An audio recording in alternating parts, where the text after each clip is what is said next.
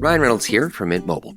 I don't know if you knew this, but anyone can get the same premium wireless for $15 a month plan that I've been enjoying. It's not just for celebrities, so do like I did and have one of your assistants switch you to Mint Mobile today. I'm told it's super easy to do at mintmobile.com/switch. Upfront payment of $45 for 3-month plan, equivalent to $15 per month required. Intro rate first 3 months only, then full price plan options available. Taxes and fees extra. See full terms at mintmobile.com. News team, assemble!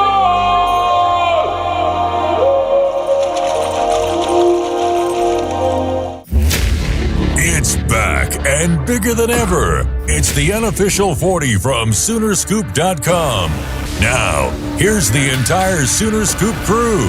Carey, Josh, Eddie, and George.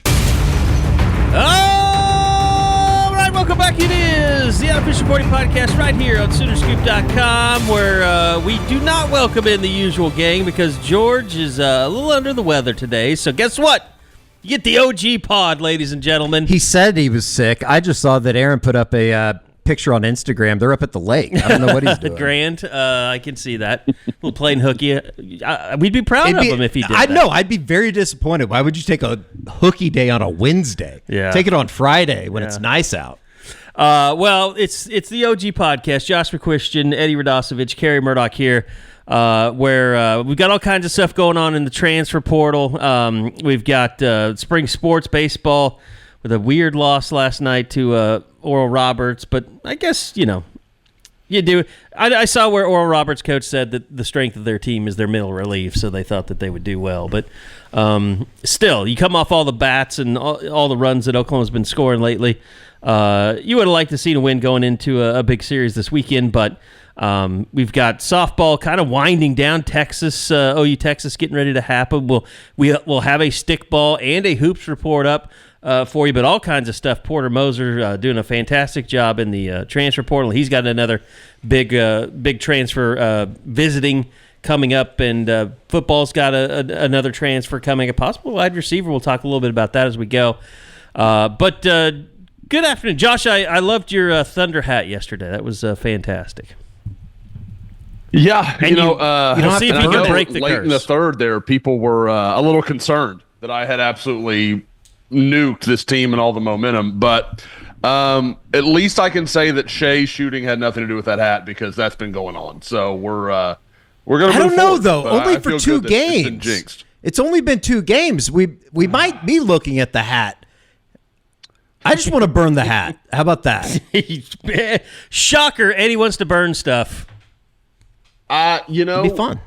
Again, that I got that ticket on a fluke deal. I had a buddy. I was up in Oklahoma for their tour. I was going around the state, and it was Western Conference Finals, and I was like, oh yeah, I'll definitely go. And my friend just happened to have an extra, and so I went with him, and they're up 30-something. I'd had many, many beers. I was like, I need a Thunder hat. I'm going to get one in the arena. And that hat was what came out of it. I bought it in late May, early June. I can't remember what the date was exactly on that game. And it's like a Christmas hat. I don't really know what I was thinking there other than, again, I had a lot of beer. To me, that's kind of an interesting discussion. Like, I think the last thing that should ever happen is the 3 of us should be drunk together. Why? I think a lot of things would come out. Yeah. Although I am generally just a happy drunk. Like, I am super like, I love you guys. I don't have.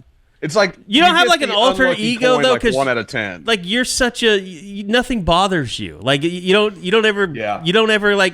I just assume like if you got drunk, you would just lob every complaint that you've ever had against me and probably all the money I spend and that's coming at the intervention. I would say like it's a 1 out of like 10, 20, and like I'm not mean, I'm just obnoxious. Like I'm just I turn into Scoop Troller. Like that's absolutely me. I think Eddie and I would just fucking with people. I think Eddie and I would just turn into MMA fighters and we just go at it. I don't know. It Once and for all. might not take getting drunk to do that. Sometimes. see how the Sometimes, YouTube yeah. numbers go. Sometimes. You two have spent so much time together. Nothing will I'm be kind of relieved. Nothing will ever the 2 weeks of what was it? Fiesta Bowl and then San Antonio. Those trips. If we could were survive long. those trips, and it we was could during the survive Christmas anything. season. Those were long trips. Yeah, just San Antonio now. I mean, it's like it's Eddie's. I think it's his Orlando. Like my most hated place on earth is Orlando. I think his most hated place on earth is San Antonio. It's just not my favorite. I think Food it's probably is the best so way to good, say though. it. When you guys got to San Antonio, you both had like the 1,000 yards there. Like you'd seen too much. At least, well, it's 9 days for a bowl trip. I mean, it was long. Because you get there before the team does, so you can get them coming off the plane, and you have that airport press conference, and so you spend 9 days in a major bowl. I flew to Phoenix though. I drove. Yeah, because we drove out because we flew from drove from Phoenix. Well, you to wanted San it was so Antonio. you could have Christmas with your parents. Yeah. And I think so. You stayed in. Yeah, I thought that was the deal. And so, like, I'm over that. My parents are over that. They're used to we don't usually get to have Christmas with our son because of football. So you were still that age where you needed to have Christmas with your parents. So we flew you out there, and then I drove out there knowing that we would drive from Phoenix to San Antonio. San Antonio. Yeah. That was the worst one. The New Orleans to San Antonio wasn't that bad. That was when Joe Mixon committed to OU, but that was also coming off of the Sugar Bowl. So it was the best of times. Oh, it got to the point where after several years of doing that, I would be sick by the time we got to San Antonio, and I would just be in the hotel while you guys were at the All-American game. So I will say this though, what's the burger joint in El Paso? Oh, I actually saw something about it. Fuddruckers. They're gone. I know they're gone. They're all gone now. The Fuddruckers in El Paso. That was a good meal though. Was I think we ate at a Subway one time, and it was the best. It was like a gas station Subway somewhere between Arizona and Texas. I don't know which state it was. It was the best Subway sandwich I ever had. We would just drive until we were. It might have been the last Subway sandwich I had. Yeah, tired and exhausted and starving. So everywhere we would end up between Phoenix and San Antonio, it was the best food we'd ever had. Yeah. There are people out there all across the country pushing boundaries to grow the game of golf. Like champion speed golfer Lauren Cupp, who plays faster than anyone else. And Will Lowry, whose work in the golf community inspires more kids to get into the game. As a champion partner of the Masters, Bank of America supports everyone determined to find out what's possible in golf and in life. What would you like the power to do? Bank of America. Bank of America NA, member FDIC, copyright 2025, Bank of America Corporation, all rights reserved. There's no doubt about that. Those were the days. It's over. Now you have George. Yeah, well, just in terms of... I don't know if George could handle that, what we used to do. A 10-day road trip through Southwest America. Yeah. Or I guess Southern America. Yeah. It's everything south of... I have a completely jaded view of Tucson because we went through Tucson and it's wow, this is it. All right, let's get back on the road. Well, we just wanted to go see the football because Mike Stoops was coaching then, and we were so underwhelmed by the University of Arizona. I bet the University of Arizona is a fun school to go to. I don't know. It's the town was kind of south gross for me. Yeah. So anyway, I don't like the idea of just being hot all year. I like the seasons. It's just there's nothing out there. That's what I miss the most. Just a nice cold front. Once you come out of May and June and July and August, it's that first cool front. And then on the flip side, it's that first spring day. It's oh, okay, the fake spring in Oklahoma. Here's the thing, Eddie. The world was such a simpler place then. Can you imagine us going through all those border patrols now in this day and age? Yeah, it'd be awesome. I'd stop and help them. I'd be like, boys, we need to get this wall up and get the fentanyl off the streets. I mean, it was we would be just driving pitch black, middle of the night, and there would be four-wheelers just pull up on the side of the road. We're yeah, that's the cartel. I always wonder what happened to that car that was at the check station. They didn't do anything to it. Did they let him go? It was riding, like, literally the trunk was hitting the ground. I was like, that thing is obviously a drug mule. And it's like they pull up and we're like getting all excited. We're like, they're going to tackle everyone in that car. See it. That car's going to just unload people just running in all different directions. And they just like waved them right through. No problem. I was like, that would not happen in this day and age. Well, this day and age or this administration, you know what I mean? Guys, both. It could have been dead bodies. It didn't have to be drugs. Very fair. I mean, there's a lot of possibilities. That's in play. All right, it is the OG pod, so we're looking back at things a little bit, but we got a lot of stuff going on. We've got recruiting's about to really heat up. I know, we've had lots of content this week. I mean, the David Stone stuff finally put to bed. I don't think that now that we're days removed from it, it's kind of crazy that went down over a 72-hour period where it was out of nowhere. He's entering the portal. And then Sunday night, it kind of came to a head, obviously culminated with him withdrawing his name. But and here's the thing. insane. It's like you get some people are like, man, you guys should have just sat around and waited. You knew, this is, you made too much out. No, we love that shit. Like, we love it when there's news and drama and everybody's freaking out and, we're trying to get to the bottom of what's going on. Like, that's what we love to do. So it's like, it wasn't wasted for us. Like, we're just fine with the fact that, he withdrew or he entered the portal. You had all this drama and all this stuff going on, and then he went back. He withdrew from the portal. Like, a lot of people are like mad. Like, why did he do? Why did he put us through this? We're like, we're glad he put. Well, us I through don't think this. that that was his mission on Friday night. Hey, I'm going to put these OU fans through something. Yeah, I think he was a kid, obviously, that was very confused on what he wanted to do. Maybe not so much confused, but pulled in a lot of different directions. Yeah, for sure. Ultimately, though, great news. I mean, we've covered it on a couple YouTube shows now. Josh and Georgia both wrote about it, just in terms of what it means for Oklahoma and the defensive line group to get him back. I don't know. Every once in a while, I find myself daydreaming about 2025 and the season that's coming. I mean, Josh, it's not really that bizarre when you think of his path to where he is now. I mean, being in different high schools, going out to Florida to IMG, staying connected to Oklahoma that entire time, and then choosing Oklahoma over Miami and all these other places. Like, this is a guy that has just been through a lot just to get to where he is now. Guys, it's not every day that this podcast references The Notebook, but it's going to happen now. That's about to happen. And I'm a married man. I've seen the movie. I don't even hate the movie. I'm not going to be macho about it. Notebook's fine. Who is James Marsden in this scenario? That would be me. In this scenario, he is a Panther. I forgot about that. He's a Panther, of course.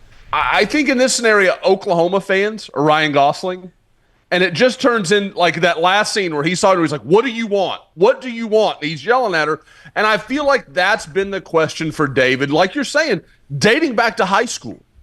Because David was always honest. Like, I don't think David loved IMG. I don't think he's one of those guys that was like, man, I can't wait to get down there and get in the weight program and do all that stuff.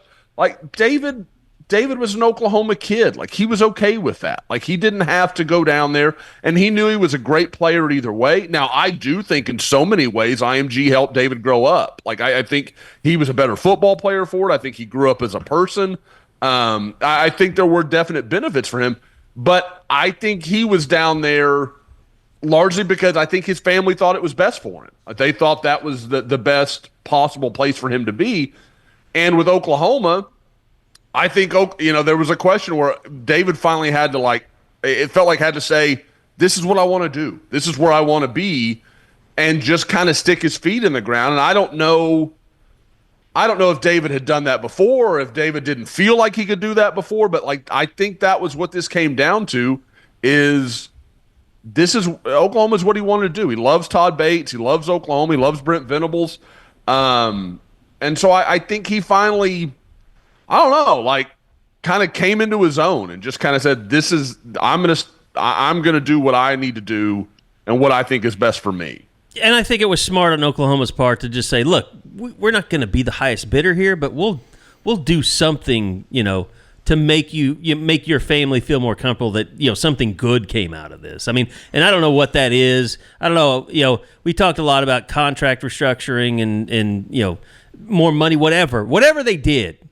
I mean, it was enough, and so it all ends well, or all's well that ends well, I guess you could say. I think it's also one of those things, and I don't even know if this came up in his decision-making process to ultimately come back to Oklahoma, but when you enter the portal and you're as highly touted as he was, you're almost putting a lot more pressure on yourself to go perform wherever you end up, because there is going to be so many eyes that are on you when you make that move, and it's particularly Oklahoma fans out of just having to kind of go through that and watch him if he were to move on. So I don't know. It ultimately, I think, ended up the way that maybe we thought it was going to go, but there was definitely moments throughout Friday evening and Saturday afternoon that you thought, I can't believe that this is going to end like this and he's just going to walk away.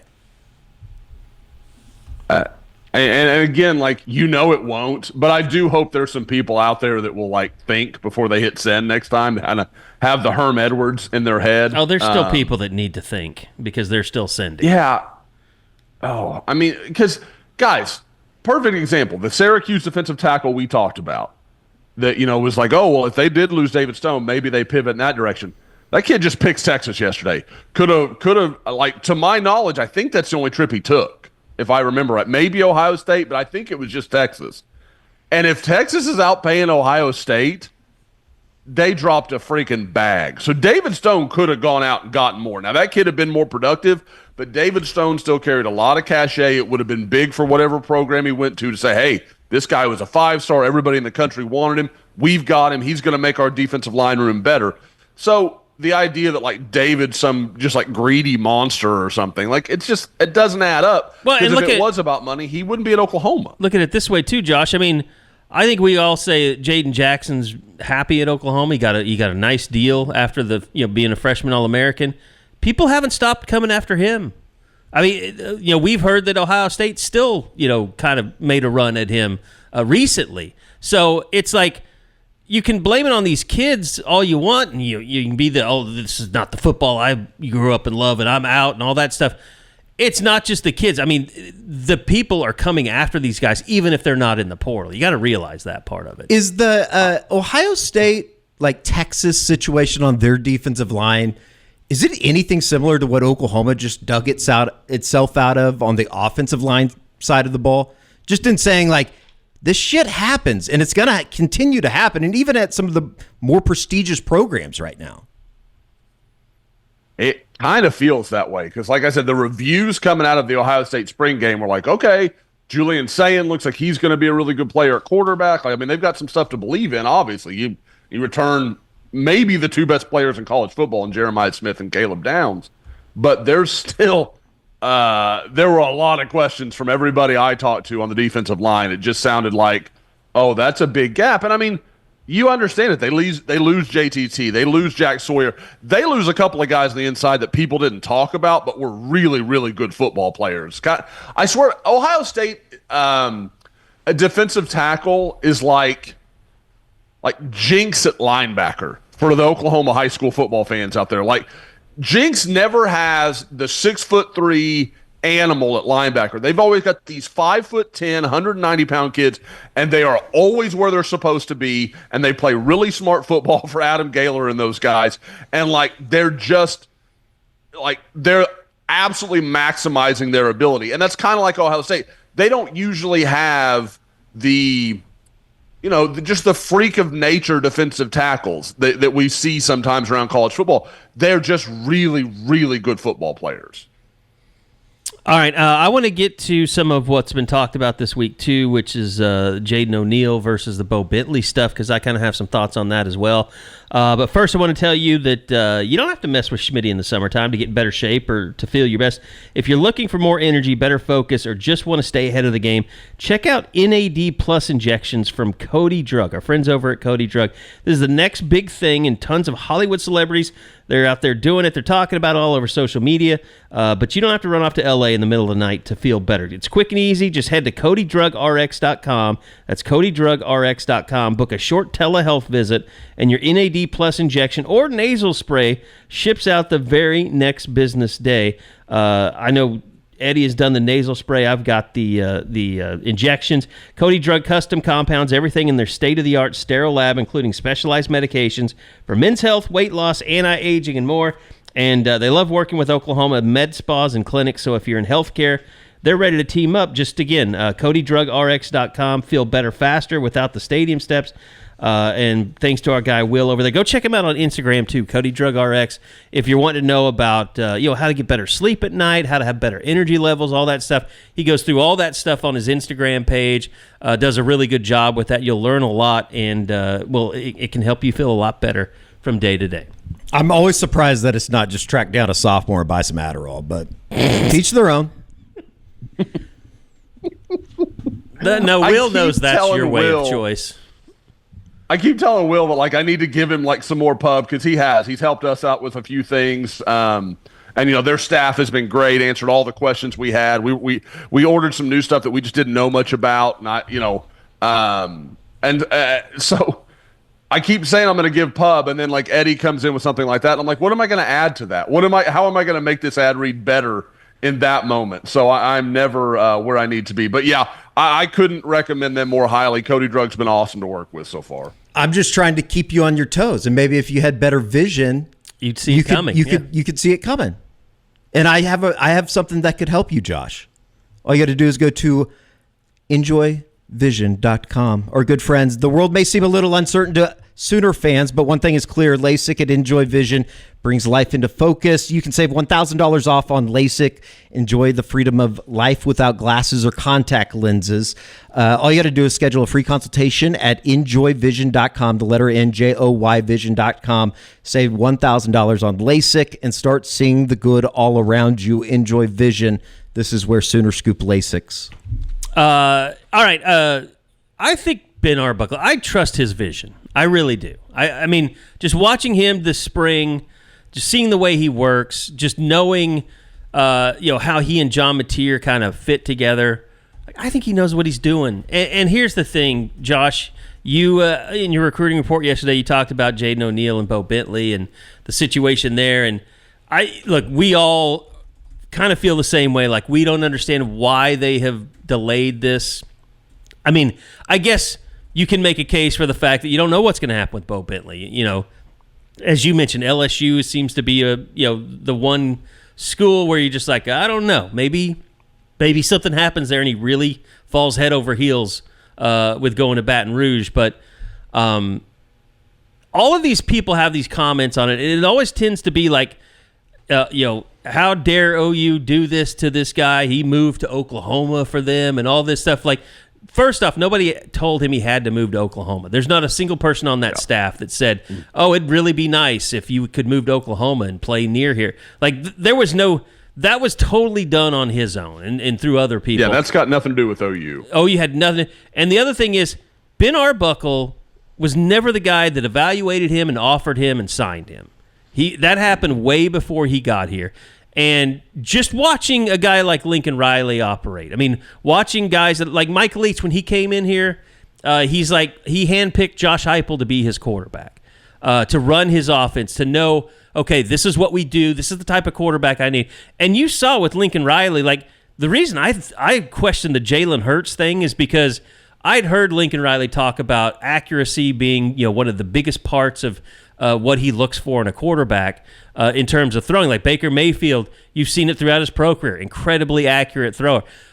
Even though it hasn't, worked out to the same level as for Kyler, he's still a very accurate passer. I think most people watch Kyler Murray in the NFL and is like, how the hell did he get that ball where he got that ball? It's the way that he moves around the field.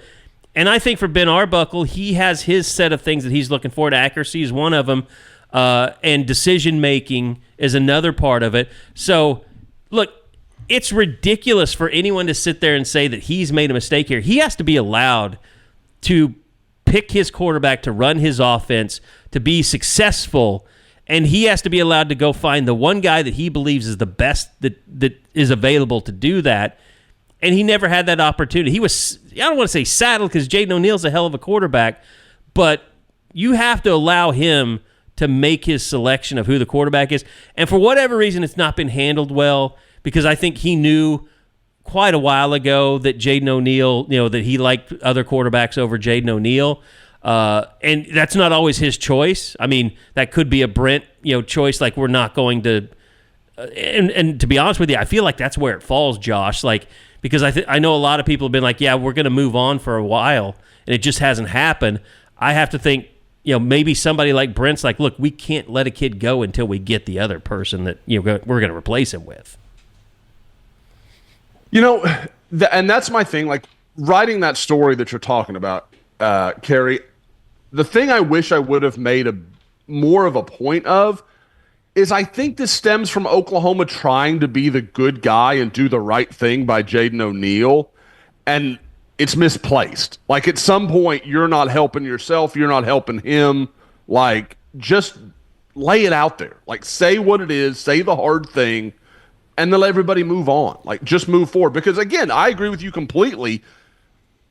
Jaden O'Neal is talented. Anybody at Oklahoma will tell you the same thing. He is a very gifted quarterback. Does he best fit what they want to do at quarterback? Probably not. And I don't think that's like, people take that as like, Josh, he's a good athlete. He is a good athlete. That's not the way he wants to play football, though. That's not, when you watch his tape, he doesn't play like John Mateer plays. You watch Bowe Bentley, you're like, that looks like John Mateer. Like that, it looks very similar. It's a very like for like kind of thing. So I don't think anybody's the bad guy here. I don't like, and I got some people that were like, Josh, kind of coming at OU. I'm like, that's not what this was. Like, it's just, I don't think it's helping anybody to do this dance that has been going on for at least, I mean, when OU offered Bentley in January. 5 months, 4 yeah, months? well, three. When OU offered Bentley in January, I understand that you're not like on the spot going to turn around and be like, thanks, but no thanks, Jaden, because you've got to see where you are with Bowe Bentley. Like, you absolutely have to. I get that.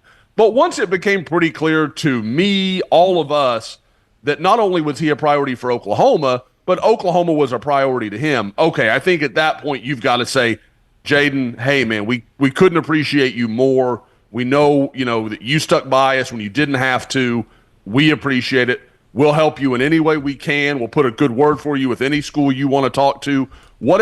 Be as magnanimous as you can be, but you have to be honest about, we don't really see you as our future, plan, because I think that's pretty abundantly clear at this point that Oklahoma is making other plans. Well, and the alternative is what? You go ahead and you sign him, you bring him in, and then Ben Arbuckle's just going to recruit over him. He's just going to go get a quarterback that feels like he fits his system better, and maybe he's surprised. Maybe he works out, but what are the chances of that happening? It's very low.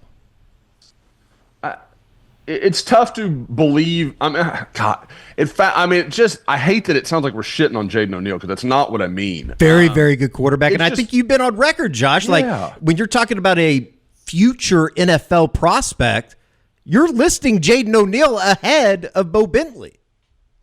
I would. I think, like, when you talk about ultimate ceiling, I think Jaden O'Neal has more ceiling than Bowe Bentley. If you told me if I had to pick which one I think is more likely to hit their ceiling, I would lean to Bowe Bentley. Jaden has a ways to go. He's got a really long release. He's got a lot of stuff going on. Again, he can be great. Like that. That's not a shot on him. I just think he needs a little time. He needs a little work. Bowe Bentley, part of it is his style. I think he plugs and plays a little easier because you can ease him into it. Jaden O'Neal, you want him sitting back there throwing lasers 35 times a game. That's hard to do as a freshman. You got to work your way into that. Bowe Bentley, you're like, well, we're going to run him 10 times. We're going to do some other stuff to get him involved and make him impactful. I don't think, again, it's not that Jaden can't do it. I don't think that's the strength of his game. I'm just trying to think of like big athletic quarterbacks that came in. Like, you saw DJ Lagway multiple times in high school. How would you compare a Jaden O'Neal to where DJ was going into his senior year? Llévate más de lo que esperas todos los días con el nuevo McValue en McDonald's.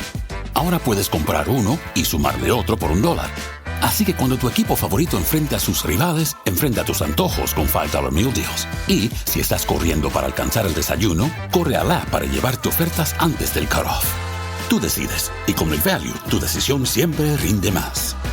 Precios y participación pueden variar. Bowe, $1 válido para un producto de igual o menor valor. Debe estar registrado en Rewards para ofertas en el app. They are, I would say, Jaden, I think as passers, they're very similar. Okay. Huge arms, can throw it anywhere you want to. I think Jaden's probably a little more refined than DJ was at the same point. DJ was kind of all over mechanically, and same problem. Huge guys. I mean, just absolute 6'3", 210, 220-pound guys.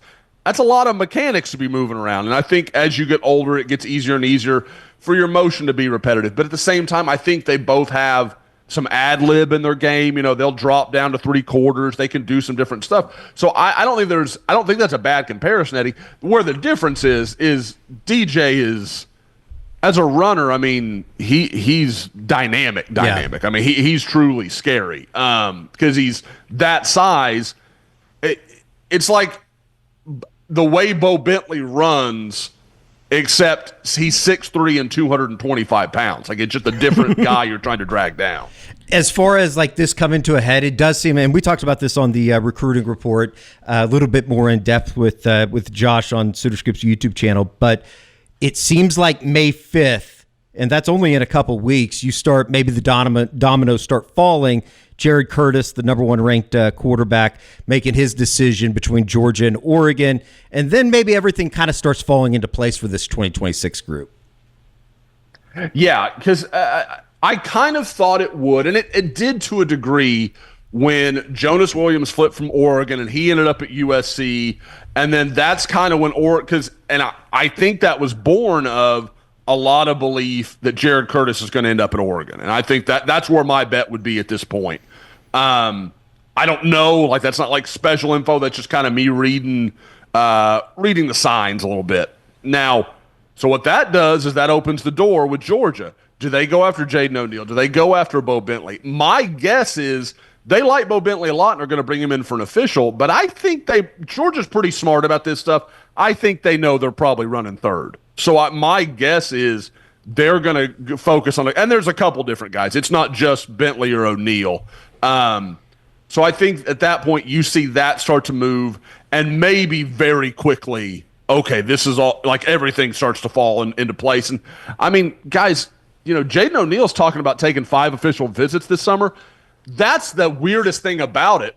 Once he started taking visits and being very open about it, he gave Oklahoma the keys to say, you know what, this is our rule. Yeah. And guys, like, I get that OU can't publicly comment on Jaden O'Neal. Let's be very honest. Between us and other outlets, they could have gotten that word out if they wanted to. Like, I mean, there's no question about it. We've heard these things before. Ashton Kozart is a perfect example several years ago when he finally took a visit to Oregon. OU was like, we're out. We're done on that. And so that's never happened with Jaden O'Neal. And I've got to think there's a reason, because I think Ben Arbuckle has shown himself a good recruiter. He strikes me as a very smart guy. Brent Venables, again, is an outstanding recruiter. There's got to be some reason, but I don't see it. I don't know what it is. It is, I think, a foregone conclusion, this idea that they were both going to sign with Oklahoma. You're going to bring in 2 of the top quarterbacks in the country. I mean, I know that we didn't talk about it at the time, but it's just kind of a stupid idea that's even out there. Yeah, I mean, it's illogical. Like, because we talked about it. Yeah, like we talked about it at the time. That doesn't happen. Like, guys don't do that. One of the best examples, like anytime I could come up with an example in recent years, it was usually because a coach got fired and a quarterback got left, and so he just kind of jumped to another program. Perfect example is Julian Sayin. He went to Ohio State after Nick Saban retired, and then he was in the same class as Aaron Noland. And those are both top 100 guys. That doesn't happen. It's not normal. And I know, people are like, well, Jaden O'Neal's not there anymore. He is for plenty of people. I'm not in love with where On3 has Jaden O'Neal. I think they've been overly, I don't know, harsh. I don't know the right way to say it. Like, I love Cody Belair. I think our guys do a really good job. And I usually, Cody and I spend a lot of time together at camps talking about guys, and we usually see very eye to eye. I don't think I'd have Jaden O'Neal in my top 100, but with his potential, I would really struggle to keep him out of the 300. All right, well, let's move on because we've got other things to discuss in the transfer portal. I know George wrote an article today. You can check it out on Soonerscoop.com. Only $1 to join. But it looks like, he wrote the article about the receiver position and kind of what's going on there in the portal. It seems like for most of the portal period that OU has decided like they don't want to go out and pay a lot of money, and they're happy with what they got as long as they're healthy. Javonte Gibson comes back and he's ready to go close to the start of the season. Everybody else, Deion Burks finishes the spring healthy. You got Isaiah Satania coming in. They feel good about Elijah Thomas that is a progressing young receiver, and who knows what happens with Zion Kearney and some of the other guys, Ivan Carey on.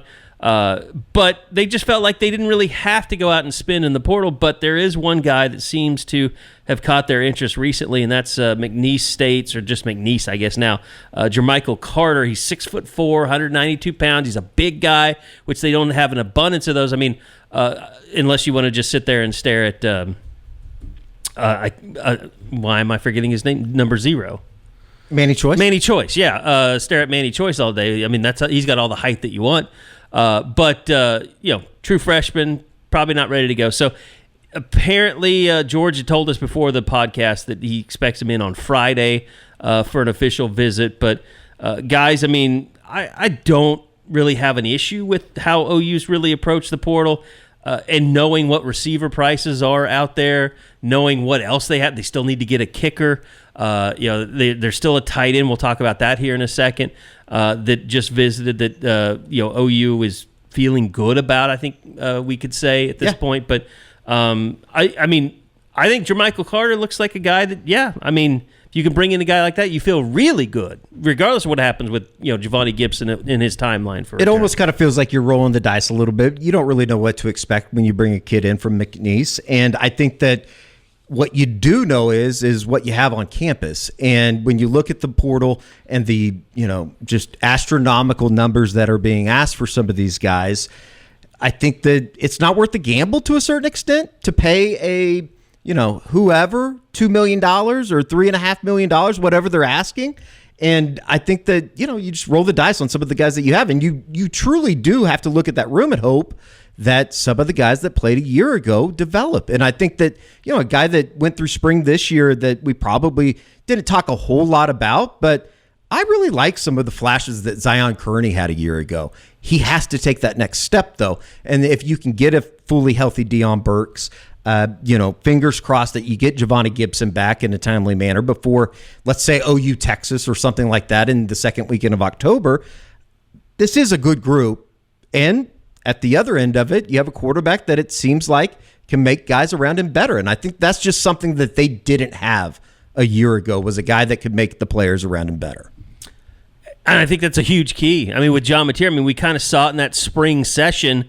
He had a great pass to Deion Burks, but I think he's a guy, you didn't, like you said, you didn't have that last year with Jackson Arnold. He was a guy just trying to survive. But like you see, you take a guy like Jacob Snyder, the Bixby kid, number 80 that was out there. You just put him out in the pass route, and if he's open, John Mateer is going to find him. Yeah. And like you said, a great quarterback makes his receivers better. And I think OU feels like they have that type of quarterback. I think it goes back to one of George's reports. I think it was in one of the scrimmage reports that we put up on the Crimson Corner, coming out of one of the, quote unquote major scrimmages that Oklahoma had this spring. And it was early, like one of the first impressions. And I remember we talked about this, I think, on the portal shows or on the practice reports, as well as here on the U40, just in terms of a guy in John Mateer that when there are people open down the field, he's a veteran enough guy and comfortable enough, he's going to be able to find him.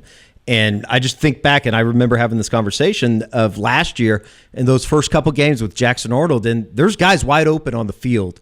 You never were able to get the ball to him. And then obviously things kind of spiraled out of control with the offense. But I don't know. I mean, you're obviously not going to see it against Illinois State, or maybe you will. Like, remember how much Oklahoma struggled just a year ago offensively in the Temple and the Houston games. So I don't know. There's a whole lot that we're going to talk about over the course of the offseason that we truly won't find out until they really start playing, maybe even week 2 against Michigan. Here's the thing, though, Eddie. Like I can think back to that Akron game, Baker's first game. Yeah. And it wasn't great, but nothing was great with that offense until Tennessee, until like the second half. I mean, Tennessee, yeah. Really, at halftime, people are trying to bench him. But, yeah, I mean, they were showing Trevor Knight on the cameras on the sideline. ESPN feed was. But the thing is, John Mateer and Ben Arbuckle have been in an offense together. I mean, they've worked together. He knows the offense, like the back of his hand. Like, I think this offense could take off right from the beginning. Does it ever feel like you're a marketing professional just speaking into the void? Well, with LinkedIn ads, you can know you're reaching the right decision makers. You can even target buyers by job title, industry, company, seniority, skills. Wait, did I say job title yet? Get started today and see how you can avoid the void and reach the right buyers with LinkedIn ads. We'll even give you a $100 credit on your next campaign. Get started at linkedin.com/results. Terms and conditions apply. We'll see. I mean, in all of this, the offensive line is, it doesn't matter who's at the skill positions. They have to be better up front. And it feels like they're digging themselves out of a little bit of a hole. I know that, George has referenced this multiple times. I mean, how many times last spring did we hear the defense absolutely dominated the offense? They couldn't even get plays off. You didn't hear any of that this year. And I think that they're going to be pretty good up front. On the defensive side of the ball, that must mean that they had some pretty good steps. Obviously, well, and that was Brent at the end of spring. Remember, he said last week of our practices, we've run the ball really well, which has been encouraging. Yeah, and obviously getting Jaden Ott, that's going to be I'm super excited just to see how he fits in, and not just fits in with Oklahoma, but fits into Ben Arbuckle's offense. And we talked about this when they got him out of the portal. When you look at what Ben Arbuckle liked to do a year ago, Josh. I truly don't. I don't think we're just saying it to say it. Jaden Ott is a perfect fit. It really is. Like I didn't know that's where you were going with that, Eddie. But when you think about, obviously maybe he could pick a guy that if he could just have anybody in the country. Okay, sure. I'm taking DJ Lagway. Okay, I get it. But like a realistic possibility at quarterback and a realistic possibility at running back.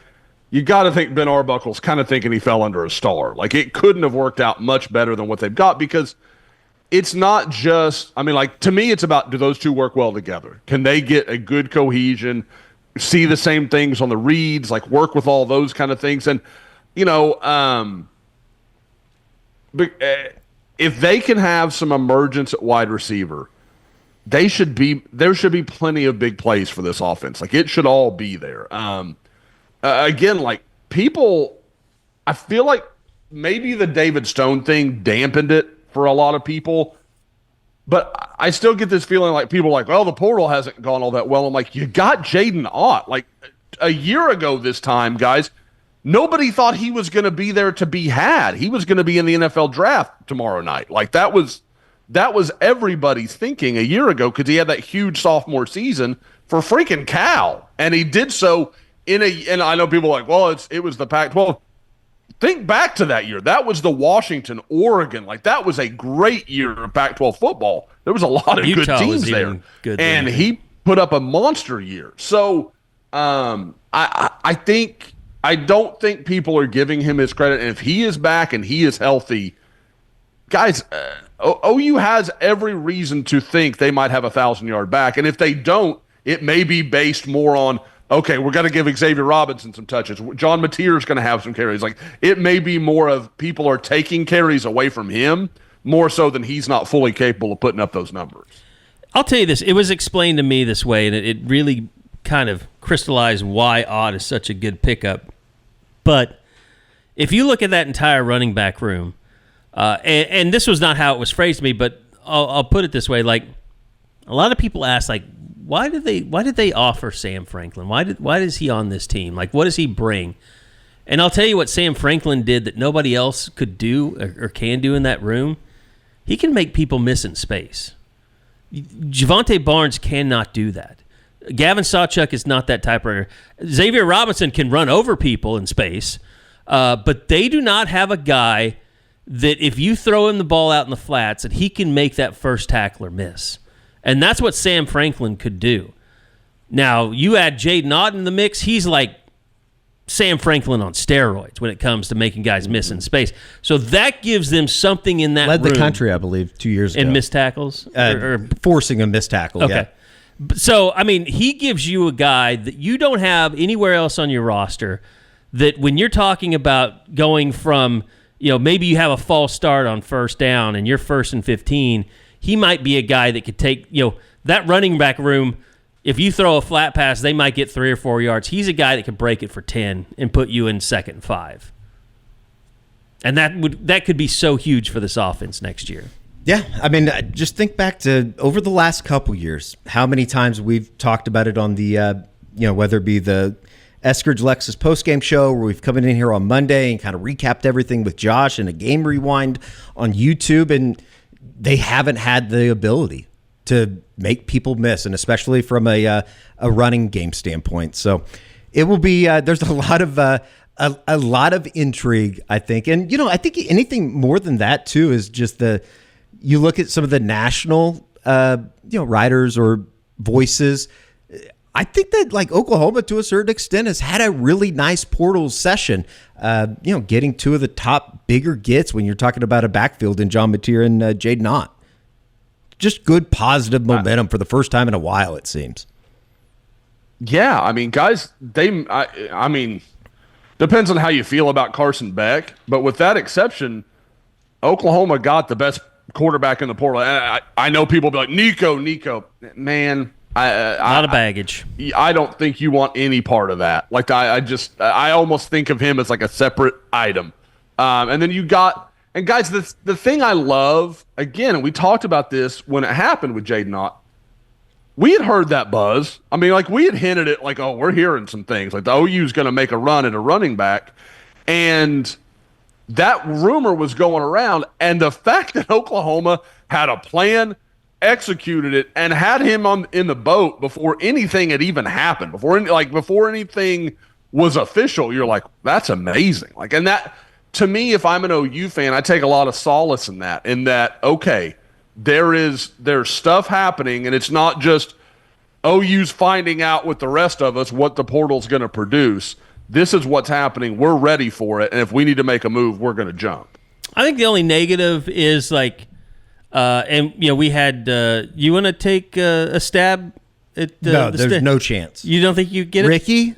No. We're not talking about the defensive tackle. We're talking about the offensive lineman from Stanford. Oh, Jake Michaela. I don't know why I said that. I knew that. Put me on the spot.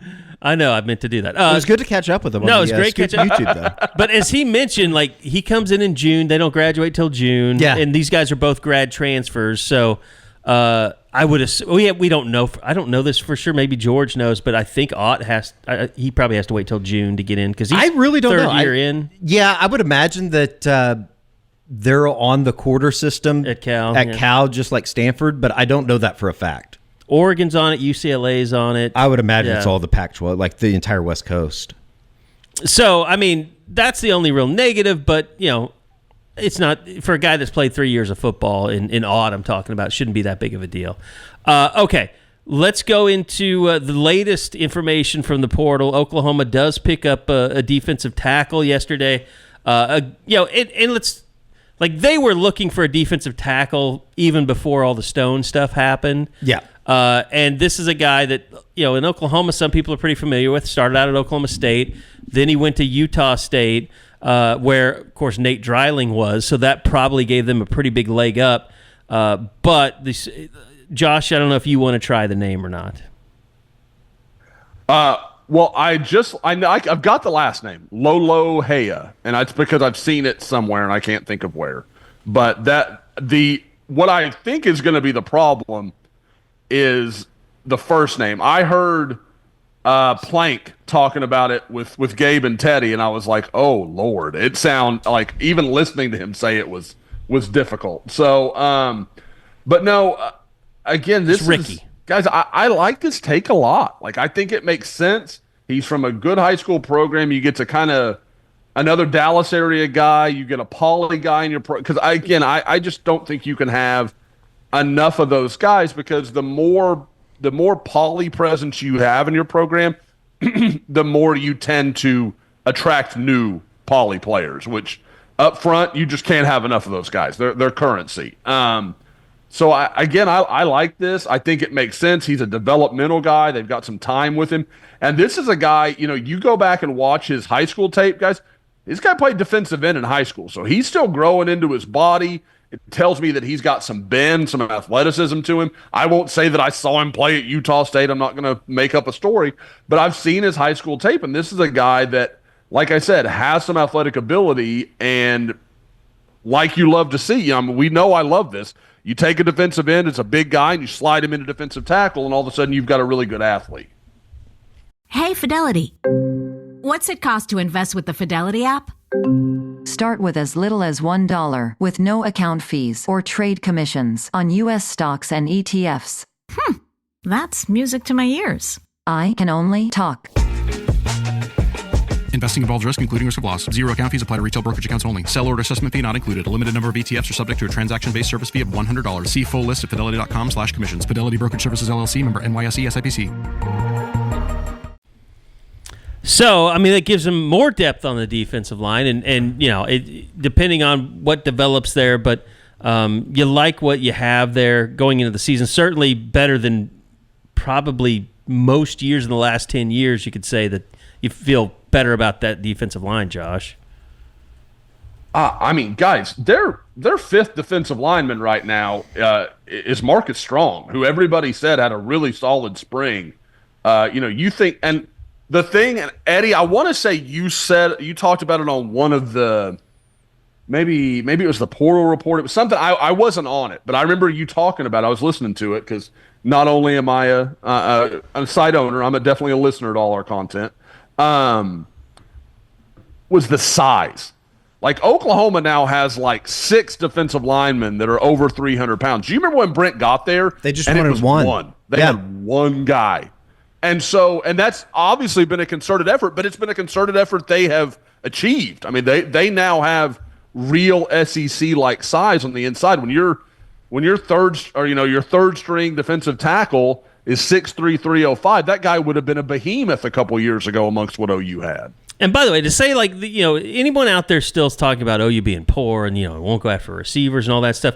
Think about that defensive line, though. They paid to keep Dominic Williams around. They paid to keep Jaden Jackson around. They paid, obviously, to get David Stone to get out of the portal. And then you got a Grayson Halton who definitely brings something to that defensive line that nobody else brings in an interior pass rushing presence. So, those 4 guys, David Stone is not there yet, but Dominic Williams, Grayson Halton, Jaden Jackson, those guys are at least all SEC honorable mention type players. Guys, Grayson Halton would have had a lot thrown at him if he'd have went into the portal. Like that was absolutely in the cards for him because, again, like you were saying, Carey, he brings stuff that other people just don't. I don't think I realized this. He was OU's second leading sack guy last year. He was second behind R. Mason Thomas. And you think about it, you're like, yeah, that's right. But to do that from the interior is just super impressive. And again, it's a skill set that not a lot of guys have, and it's why I think he'll be a draft pick a year from now because he just brings something others don't. Not to mention that you brought in Trent Wilson, who we've talked about on recruiting shows before, that seemingly had a pretty good spring. Who knows if he's going to be able to really work himself into that rotation. I was cutting up pictures. I've been cutting up pictures. Uh-huh. And I think I got a picture of Trent Wilson sitting at Media Day. And every time someone upsets me on Twitter now, I'm just going to post that picture of Trent Wilson. He's a very Wilson scary just sitting person. there. Just like he looks like I'm gonna kick your ass if you come any closer. He's a very serious individual. He's a very serious person. But I like that. And, I think the same could be said for somebody like Jaden Hardy that we talked to. Didn't seem like he was there for the bullshit either. But, yeah, it's a good position for Todd Bates. And I think that Josh, you went into a little bit more of the recruiting efforts in 2026 and on with the defensive line. But, I think that, like, looking back on it, now that you're 3 years in, it seems like Todd Bates has really kind of certified himself, if you will. Earning his money. He's that guy that you thought he was, which is good. Guys, did you think it could happen this fast? Like, how they would turn this? Like, I thought 5 years, maybe. Like, maybe they'd get that defensive line. I mean, guys, they have a legitimate argument as the best defensive line in the SEC. Like, that is a case Oklahoma if they get make. the edge rushers. If they get they've got R. Mason, but I think you have to have at least, 2 legitimate NFL edge rushers to be considered the best in the SEC. But who does? I mean, like, South Carolina's got the absolute monster. Yeah. But the other guy's gone. He's going to be in the draft. Like, I mean, there's and again, I mean, I think part of this is the watering down with the NIL and the portal. Like, talent is more spread out than it used to be. Georgia doesn't have all the guys like that, like they didn't, watch 4 guys go be day 1, day 2 picks, and then they just got 4 more that are coming along. It doesn't work like that. Now, they have plenty of talent, make no mistake, but Texas is like, there's a reason Texas has gone in the portal for, I believe, 4 defensive linemen. Like, they know they're not where they need to be. So you look at it, I would say, with the exception of Dylan Stewart, OU has the best defensive end in the conference, and R. Mason Thomas. Like, especially as you talk about pressure rate and being able to apply pressure, I don't think there's any team in the league, maybe outside of Georgia, that can sit there and roll out bodies on the defensive line like OU can. Like, and when I say defensive line, I mean tackle. Halton, Williams, Jackson, Stone. That's 4 that can play anywhere. And so, again, I really like that. And then you throw in the emergence of Strong. You've got a promising young guy in Trent Wilson. You've got the Lolehea guy. God, I messed it up anyway. Lolehea? Yeah. So there's stuff you're like, okay. But you're right, Carey. To really to say, okay, this is us. This is who we are.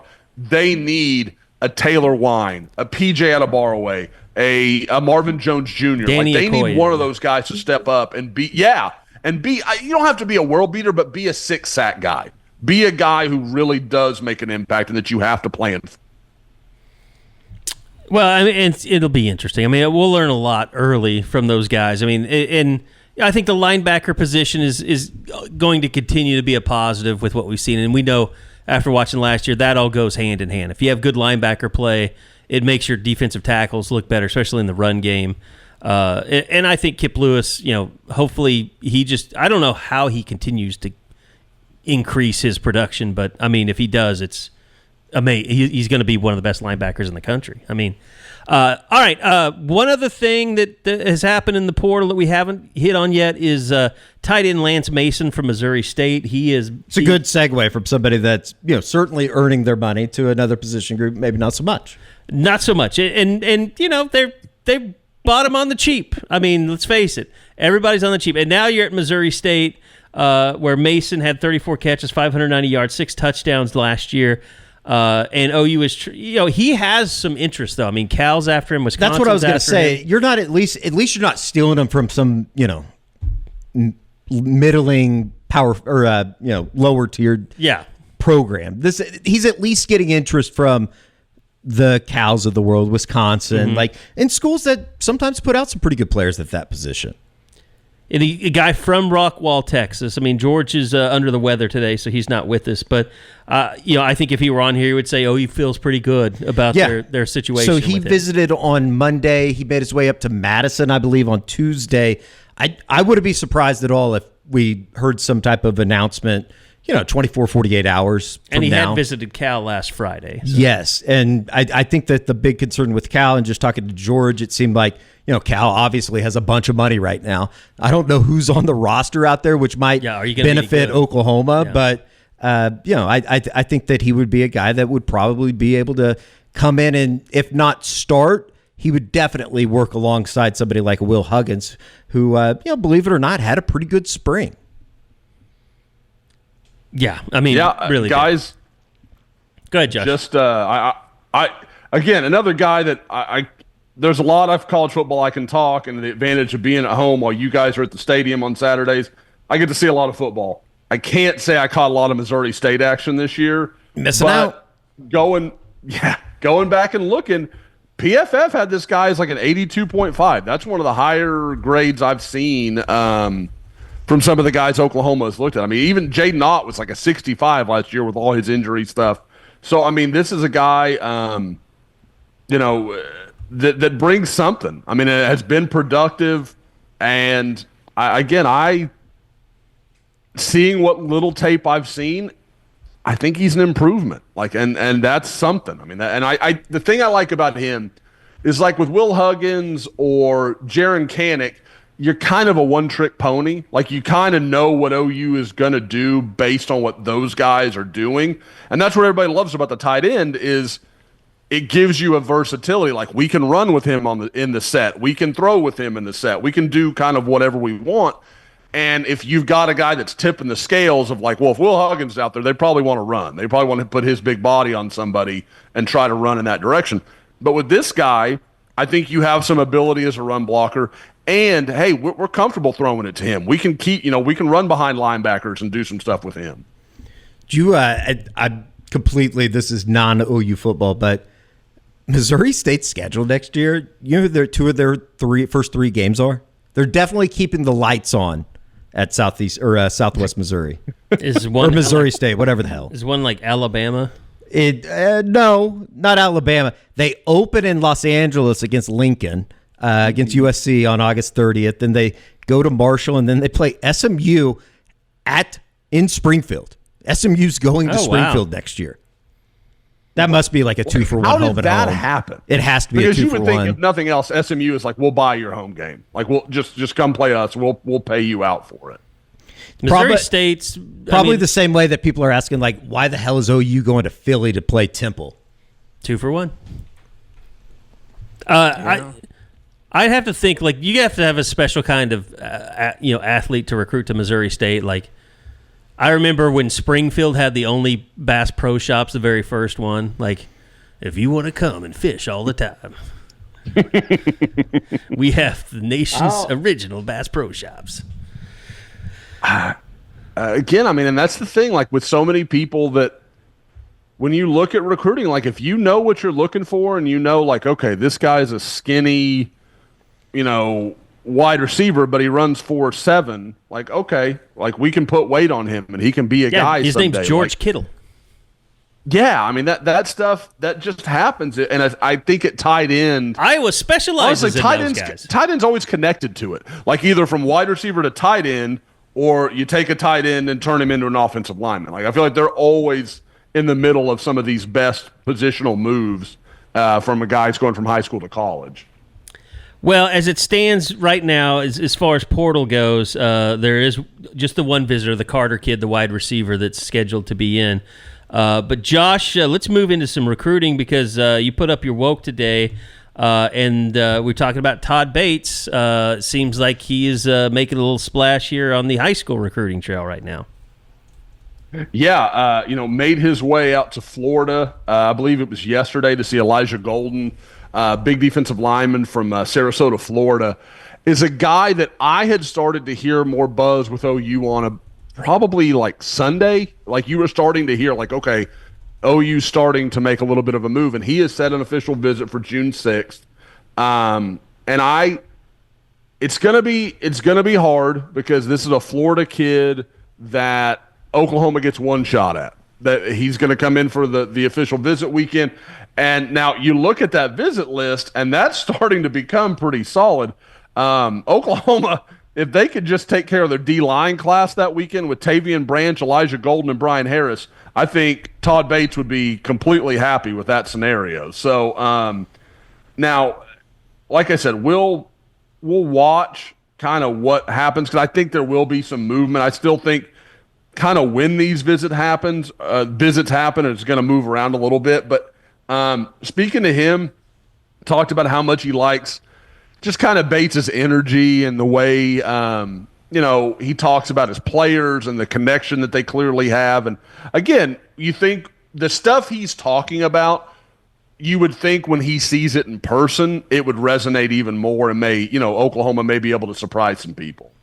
What's the connection with Jaden Jackson? Because he tagged him on his tweet.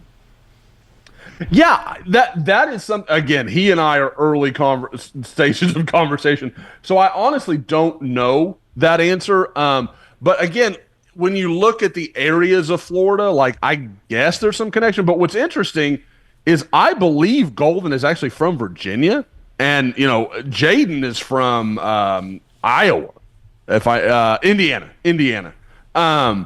And so I'm like, I don't know what that stems from. Like, there's not like an obvious line that I can connect. So I have been meaning to ask him, but he's been a little spotty. Obviously, has school and things like that. So we'll definitely have to catch up a little bit about that one. All right. So what else pops on the recruiting trail right now for you, Josh? I think what you've seen, and we talked about it on the recruiting report a little bit yesterday, is the whole offensive staff seeing Toa Katoa. From what I've gathered, that is something they are doing kind of around the Dallas area. You're going to see them work with several different, go and see several different players and really trying, kind of like they did last year in Houston with, like the Jonah Williamses and some of those guys. Now, they'll hope for a little better hit rate than what they got out of Houston last year, but I think you're starting to see Oklahoma really kind of nail down on who their top targets are going to be and really focusing in on those guys. By the way, Eddie had pointed this out, and I'd been noticing it during the spring, but kudos to the incredible shrinking Bill Bedenbaugh. I mean, he looks incredible. Fantastic. He looks incredible. He's legitimately lost probably 50 pounds. He looks great. If not more, yeah. I mean, he looks fantastic. I wonder if he called Will. Maybe. Here's the thing, like, they showed the picture with Toa, and I was like, oh, it'd be so perfect if, like, Bill was finally flashing a big smile, but no, it was the standard Bill facial expression, which you got to do special things like completely dominate a smaller, probably 3-year younger individual at a summer camp to get the smile. I get like that. They've got to come up with some sort of thing. If Toa picks Oklahoma, when they do their December graphics and all, like, there has to be something of like a shot of that video of Bill just smiling at Toa, like in the background somewhere. That video got Toa to give me a follow. So he remembers me because of that video. We talk about it almost every time I see him. Josh, with Toa, I know that we had talked about it a couple weeks ago. SMU still a very, very real threat there for his services. Yeah, again, for those that have missed it, they hired his uncle, Jake Lange, who, again, and a lot of people will be like, oh, it's Danny Manning all over again. It's not. Jake Lange has worked in front offices. He's not a guy that's out of place. And, I'd even heard that at some point Oklahoma had some interest in Jake Lange. So, like, I think that was kind of an ongoing thing.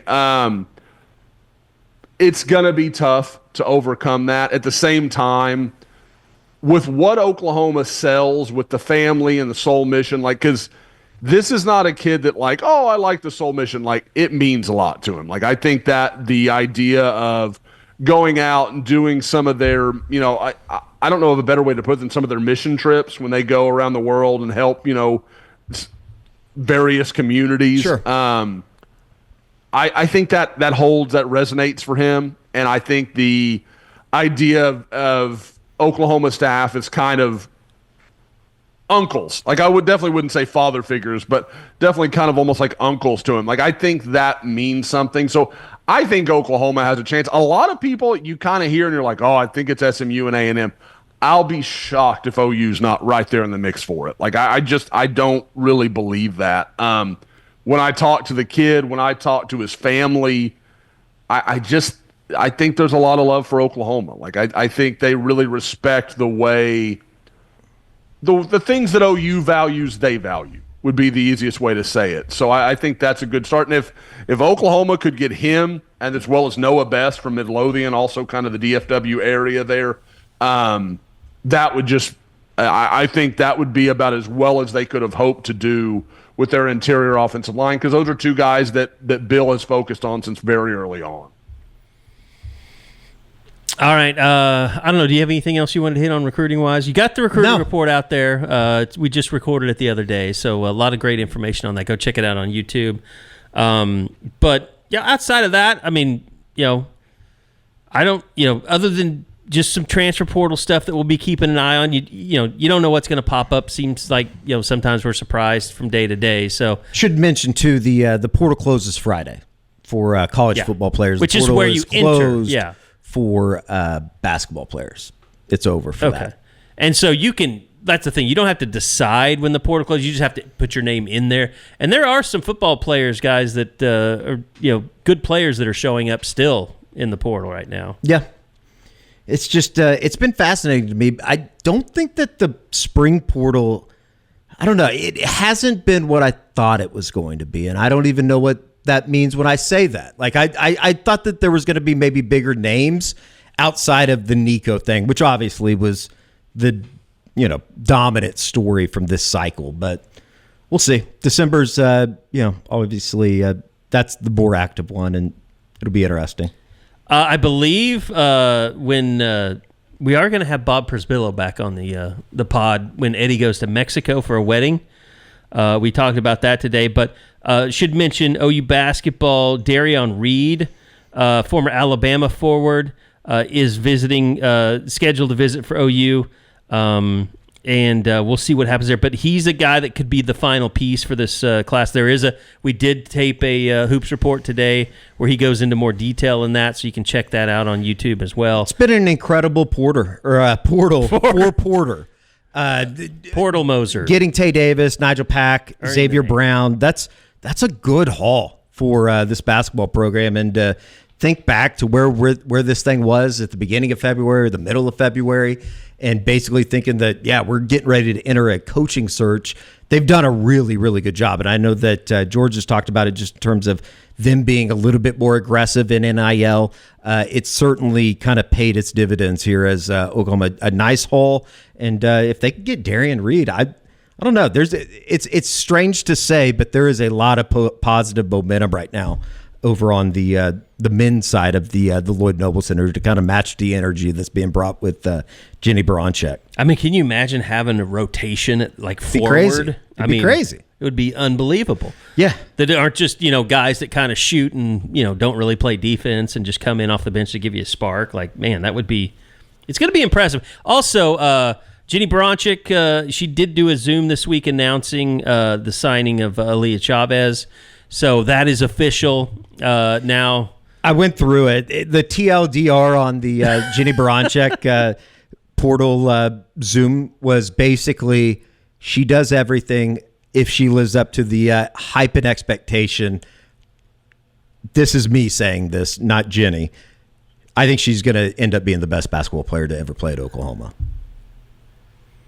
Certainly on the women's side. I don't think that's a stretch. But I don't know. She seems like the hype that's coming with her, and then what she did in the various All-American games. She's been doing stuff with Team USA. The way that people talk about her, I mean, this is a generational talent that signed with Oklahoma. It's insane to me. It's crazy because we have the youngsters around like Isaac and Joe Jr. and even George is younger. I got the hiccups all of a sudden. But to me, this is the excitement surrounding OU fans didn't know what they had at the time until they went to the Final Four. But Stacey Dales, I mean, she is. I would still put her over. I don't want to say it. It's going to get people. I don't think. I don't want to go back in time, but I think she's better than Paris. I mean, I think she is the best in my era that I've ever seen. Is that up for debate? Are there people that think that's not true? I don't know. I don't know if anybody's arguing this. Okay, but I'm just saying. I got in a lot of trouble over the Courtney Paris thing because I mentioned that. Of course, she gets a lot of rebounds. She just misses shots and rebounds them, and misses shots and rebounds them. But I mean, look, she to me, Stacey Dales is like what you see a WNBA player looking like now. I always describe women's basketball players that play like dudes play. Are that's the WNBA model, and that's what I see, and that's what you see in a Sue Bird and Just go down the list of Pagebeckers. I mean, like, Diana Taurasi was that way to me. Like, they just moved and played and had that, just that kind of swagger of a dude out there on the court. Is this racist segment has been replaced is with this transphobic? Yeah, or something. It's something along those lines. I think Aaliyah Chavez is going to be really good. That's my final comment. Look at Eddie shying away from controversy. We've never seen that. I'm big. Okay, so outside of that, this was a fun little OG podcast. Yeah, it was great. Big weekend for softball. OU Texas, obviously. OU and Texas are both tied for second place in the standings right now at 13-5. A&M in first place at 13-4. It's not crazy to think, though, that you could end up seeing the winner of this series winning the conference in the regular season, at least, or taking the the what are the final two series for A&M? Oh, I had it wrote down. I want to say LSU and somebody else. I don't remember. Hopefully not Missouri. No, I don't know if Missouri's any good at softball. Do they even have a softball? Yeah, they have a softball team. I don't know if they're any good. They were good last year. They were in they and Duke were in a super regional, I think, last year. Is that? Oh yeah, that's right. That's right. Yeah. That is right. Yeah. So I don't know. Harry, well done. I just remember that game was like preempting an OU game because it went into extras and it pissed me off. I think there was some crazy ending or something, wasn't there? Yeah. Arkansas and Tennessee is the final two series for A&M softball. Or A&M softball, okay. So obviously I haven't listened to Stickball yet, but Eddie, did you and Bob fight over who has the bigger weekend? I mean, obviously baseball hosting Georgia, or not host, but yeah, they're going to Georgia. No, yeah, I gave Bob. We let them have the lead. I mean, obviously that is a massive national series, and to be fair, I think the OU Georgia series is going to be massive as well. It's a good opportunity. Thursday, Friday, Saturday. Yes, and there's a chance of rain on Friday. There's a chance of rain on Friday and Saturday out in Athens, so it's going to be kind of a hour-to-hour thing like they were in Missouri, but Georgia's really good. I mean, they're coming off of a pretty bad week. You're catching them maybe at the wrong time, or maybe they're playing bad baseball right now. They got swept by Vanderbilt in Nashville last week, lost to number 2 Clemson on Tuesday, and it's going to be kind of interesting to see OU's arms up against Georgia's bats, which are some of the better offense in the country. You know what's crazy? And Josh, here's kind of an off-the-wall question for you here at the end.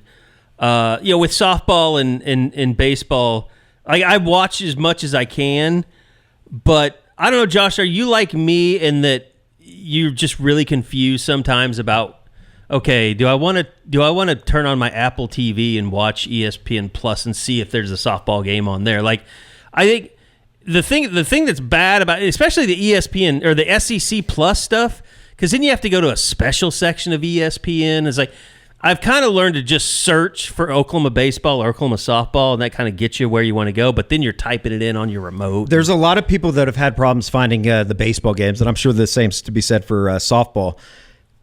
I just go to the Twitter account because everybody tweets out the link, and that takes you straight to the straight but to you the watch stuff on your computer. I want to watch stuff that's on my what I'm TV saying. in my living room. Yeah, I see what you're saying. So maybe that helps no one. But I just need to learn how to get my laptop out and watch stuff on it while I'm watching something else, because you're the master of it. I mean, you're watching 4 baseball games at once right now. While we're doing Quad box. Of all the apps you could have on your, like, why isn't Twitter available, like, as an app? Like, so you could do exactly what Eddie's talking about. Yeah. And just, okay, I go to OU Baseball's account, and then boom, I'm watching it. Because I have to open it up whatever. on a Twitter browser, which is just stupid. Yeah.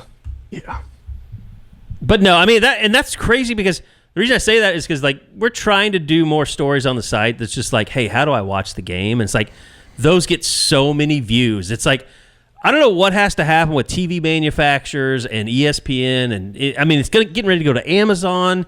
I mean, it already is at Amazon with Thursday Night Football, but like when the NBA goes there, I mean, it's like we got to get a system. We got to get a system together for the olds, so we know how to quickly jump from sports, because you can't. The best thing about regular television was the jump button.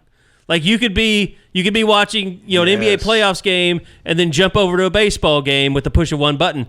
That doesn't exist anymore. It's disturbing. I miss that so much because you could pick the two games you want to watch. You just go back and forth. Now, yeah. Like on Saturdays when there's two really good games opposed to or next to each other, I'm like, damn it. And Eddie, you have two TVs, right? And search it. Eddie has two TVs. Josh, you just probably can't pull off two TVs in the same room with the wife and kids. Absolutely not. No. I've got now. What I can do is like my office, like where I'm sitting right now.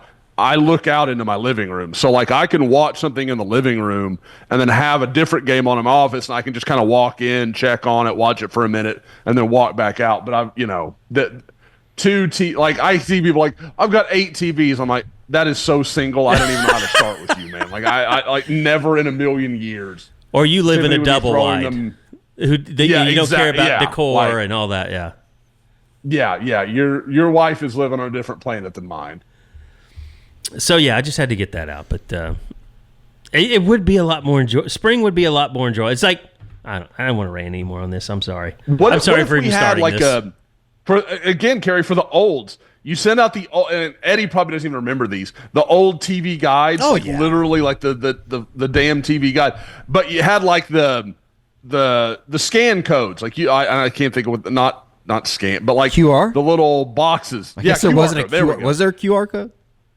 No, there wasn't. But I'm saying like you could put that in a new TV guide, and the olds could scan it and then just put that from their phone up to the TV. Like I think that would be the answer, because people want to read shit. They like having. Even you, Eddie, you like looking at a paper. You like having something you can like physically hold.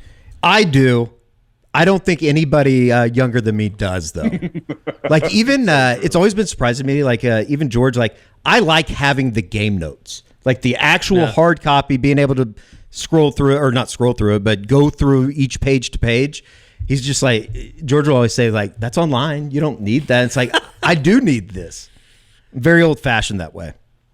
We all have our different moments of like lines of demarcation. Like when I first started, Eddie was the first person, I've said this many times, Eddie was the first person I'd ever met that was, his head was buried in his phone 24/7. And then, like, I was like, okay, this is just what the young people are like. They're just like, you are the generation that first lived in their phones. Yeah, no doubt. And I mean, it's continued to on happen. my phone more. Like when we would do the Oklahoma tour and Eddie would be in the car with me, we just wouldn't talk for 45 minutes. He'd just be looking at his phone, and I'm like, shit, I got to be on my phone more. Like I'm missing something. I'm behind the times. Yeah, exactly. Now I will say my old thing when it comes to coverage, almost all the camps I go to now, they'll send out like a roster, like you can just, it's on your phone, it's a PDF, whatever. I still want to print it out. Yep. I still want to have a physical copy where I can write down notes and jot things down and that kind of stuff. Now, 97% of the time I forget to bring a damn pen, so it ends up being a moot point anyway. I just have the damn roster. But that is absolutely something I do almost without fail. Well, they give us rosters when we go out to practice, and I take them every time, even when I know most of the names. I just like, I do the little quad fold, and then I just flip, and then fold, flip. I mean, it's convenient. I'm not, as much as I'm more digital than any of you, I'm still stuck in the analog world. Does that not make any sense? No. I mean, it does. It does. It does. I was looking at Eddie. I was like, Eddie. There's something wrong with my left eye. It keeps like kind of twitching on me. And it's really starting to bug me. Yeah. It's probably cancer. Anyway, I think that's going to do it. Why didn't I get sent to the Vatican and or Sea Island to cover the SEC golf tournament? That is underway, by the way. OU men are in 4th place right now. Well, the women are in Norman, right? Isn't that's they're hosting a regional? Okay. It's a regional. This is the SEC tournament. Okay. Now you're going to want to go to probably the baseball conference tournament, right? Since it's in the same place, just experience that. Hoover. I mean, it's just tough because it might be like a 1-day trip, or it could be a 6-day trip because it's single elimination. It's going to be an all-out war, and a lot of times with those games down in Hoover, you just hope that OU doesn't play at night because I think that there have been many a times where I've come back from the Big 12 baseball tournament when it was in Oklahoma City, or last year when it was down in Arlington, and you get home from like even the 7 o'clock game with the Big 12, and the SEC's just getting ready because there was a rain delay in Hoover, Alabama. Yeah, well, we've already got George booked for Destin for the SEC coaches meeting. So. I know we talked about this last year, but I love the way that the SEC kind of sets up the summer, because there is like, it doesn't feel like, okay, well, June's arrived, there's nothing going on. There's a ton going on, and obviously with the football camps here in Norman, it should be a pretty good couple months here to kind of. Oh, it's going to be great. I mean, SEC coaches meetings, then SEC media day. Sorry. Sure. I mean, then you have, like you said, camps and all that stuff, and Josh will be in town, and it's a tradition. It's turned into a tradition. Guys, and I know we're trying to get out of here, so I'll shut up. But, that's one of those things that I've been thinking about a lot lately, because, one of the things that people always applaud the NFL for is, like, they always stay in the news cycle. They're always there. They're always present. Like, it's the draft. It's the combine. It's this. It's OTAs. It's, whatever it may be. And I feel like the SEC is doing that really well. And one of the things I don't think people think about when they talk about, I hate this new age of college football, I hate where things are at, the NIL and the portal, all that stuff. All of that allows college football to be at the forefront of your mind all damn offseason. Yeah. There's something to talk about all offseason. And there didn't used to be. This used to be a really quiet time. Not much was happening.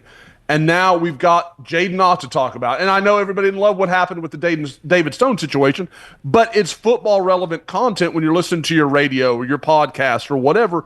And I think in so many ways it makes it more interesting, even if it's probably a little more stressful for fans sometimes. Well, I mean, think about the Nico stuff. I mean, that's a nationwide story, and it's college football. So it's like, the NFL will have scandal and stuff that'll happen every once in a while, and the whole nation, it'll grip the entire nation.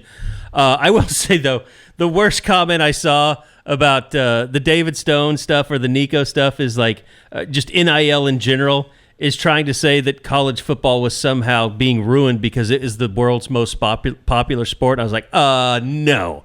Like, the NFL dwarfs everything, okay? They have 32 teams, and all the fans are concentrated on those 32 teams. College football is all over the map. It has certain pockets that really love it. Like, if you're in Oklahoma, yes, you think that college football is the biggest sport, maybe, or Nebraska or Alabama, but college football is not big enough to be, ruined by, an NIL controversy. It happens every year, but when they come out with the 100 most watched shows. Oh, yeah, it's crazy. It's usually like 98 or NFL games. Well, at least out of the top 15, it's usually 7 or 8 NFL football games. Yeah. Like big, massive football games. And this is like over the Oscars and over everything that's broadcast. It's crazy. And sometimes it's like, I remember watching that game. I was like, that wasn't that big of a game or that good of a game, but no, people watch, and especially on holidays. And that's why the NFL is basically strong-armed Christmas Day from the NBA. Yeah, they can do whatever they want. All right. Anything else you guys wanted to hit on before we get out of here? Anything we missed that's utmost importance? I don't think so. All right. I think we're good. Appreciate everybody listening to the OG podcast. Until we do this again, I hope you enjoyed it. And we'll see you guys right here next week for another edition of the Unofficial 40 podcast from Soonerscoop.com.